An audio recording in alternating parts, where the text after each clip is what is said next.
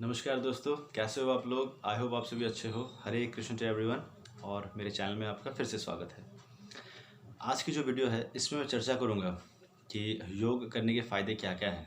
आपने ये टाइटल और थंबनेल में देख ही लिया है कि योग करने के फ़ायदे क्या क्या हैं। तो दोस्तों, आजकल की जो दुनिया है, आजकल की दुनिया मोह माया में इतनी फंसी हुई है, काम वासनाओं में, काम विकार में इतनी फंसी हुई है कि एक दूसरे के साथ रिश्ता बहुत ही जल्दी टूट जाता है। एक दूसरे के साथ बनना जो कहते हैं वो नहीं बन पाता। एक दूसरों का सोसाइटी ऐसी बन गई है हमारी। तो इन सब के पीछे आजकल काम विकार ही कहीं ना कहीं है। कहीं ना कहीं वो लस्ट है, कहीं ना कहीं वो जेलसी है, वो एनवी है, जिसके कारण हम लोगों के साथ अच्छे से बात नहीं कर पाते। लोग हमारे साथ एक अच्छा रिलेशनशिप बिल्ड नहीं कर पाते।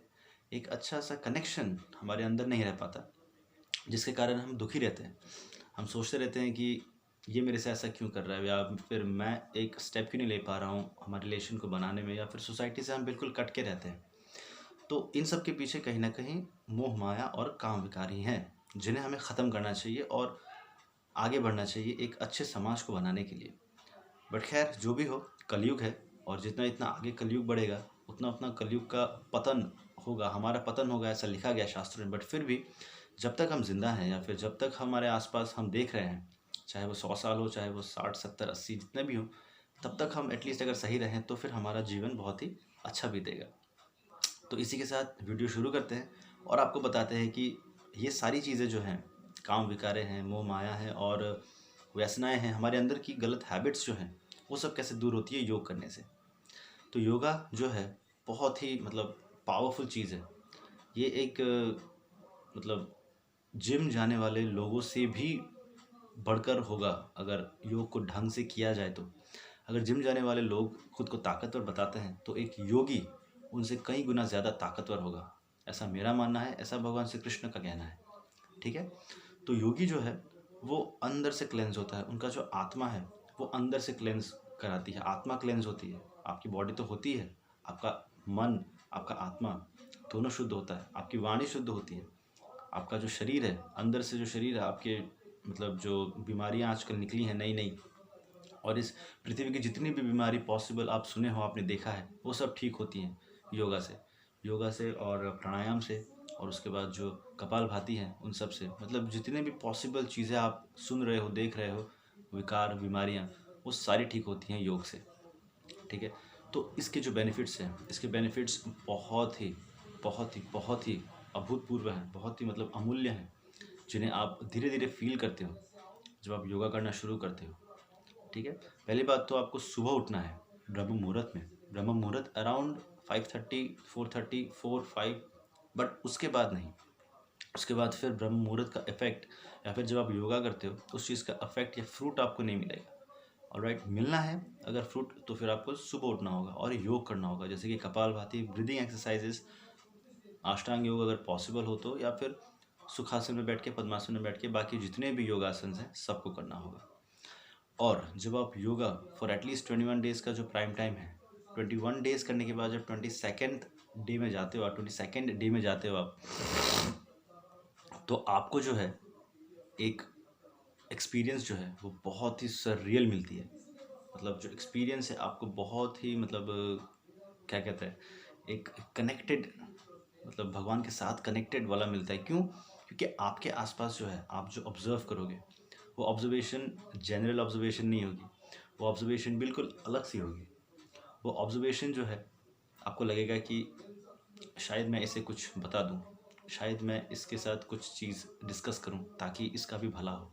आप जनरल पॉपुलेशन को इस तरह देखोगे कि शायद इसे भी मैं ये सही ज्ञान दे दूं, नॉलेज दे दूं, सो दैट ये मेरी तरह बने और लाइफ को जीना सीखे। ऑलराइट। तो बेनिफिट्स अब मैं बताता हूँ कि जब आप 22nd डे में निकलते हो, 21st डे का जो प्राइम टाइम है उसे ख़त्म करके 22nd में निकलते हो, तो क्या क्या फील होता है आपको। आपको फील होगा कि आपका बॉडी बिल्कुल लाइट हो गया है। आपके बॉडी में से जो है शक्ति बढ़ रही है, और अनावश्यक अननेसेसरी थिंग्स जो आप सोचते थे, आपके माइंड में जो आता था, आपके मन में जो स्ट्रेस होता था, आपके मन में जो नेगेटिविटी होती थी, वो धीरे धीरे स्लो प्रोसेस से निकलना शुरू होगी। ये तो एक बेनिफिट है जो बहुत ही बेनिफिशियल है आपके लाइफ को व्यवस्थित करने के लिए, आपके लाइफ में स्ट्रेस फ्री रह के प्रेजेंट में फोकस कराने के लिए ये बेनिफिट जो है बहुत आवश्यक है। तो ये फील होती है आपको 22nd डे के बाद से। हालांकि बहुत लोगों को 40 दिन लगती है, 60 दिन लगती है, बट मैक्सिमम 1 महीना या फिर 25 दिन, 22 दिन में ही आपको फील होना शुरू होती है। सेकेंड बेनिफिट है कि आप भगवान से कनेक्टेड होते हो। आप योग को समझते हो और भगवान के साथ आप कनेक्शन बैठा के आप समझते हो कि इतने दिन से मैं क्या कर रहा था, मतलब इस सोसाइटी में मैं ऐसा क्यों कर रहा था, मेरी आइडेंटिटी क्या है, मैं कौन हूँ, और मेरा इस पर्पस क्या है पृथ्वी में आना, इस प्लैनेट अर्थ में मेरा पर्पस क्या है जिसके कारण मैंने जन्म लिया है, वो रियलाइज़ करते हो आप। और जब आप वो रियलाइज़ करते हो, आपके लाइफ में ऐसा कुछ नहीं रह जाता कि आप नहीं कर पाओ, क्योंकि आपको पता रहता है कि आपको करना क्या है। ठीक है, आपको क्या करना है आपको पता रहता है, तो इसीलिए आप नेक्स्ट वही सब कार्य करते हो जो आपको करना है। अननेसेसरी थिंग्स में आपका ब्रेन नहीं लगता। ठीक है, बात वो है। और थर्ड जो सबसे इम्पॉर्टेंट चीज़ है योगा करने पे, आप जब सुबह उठते हो, पहली बात तो ब्रह्म मुहूर्त में उठते हो, आप योग कर रहे हो, आप ब्रह्मचर्य का पालन भी कर रहे हो, तो क्या है, लॉ ऑफ अट्रैक्शन काम करती है। अब आप पूछोगे लॉ ऑफ अट्रैक्शन क्या है? लॉ ऑफ अट्रैक्शन है कि आप किसी भी चीज़ को अपनी ओर आकर्षित करो।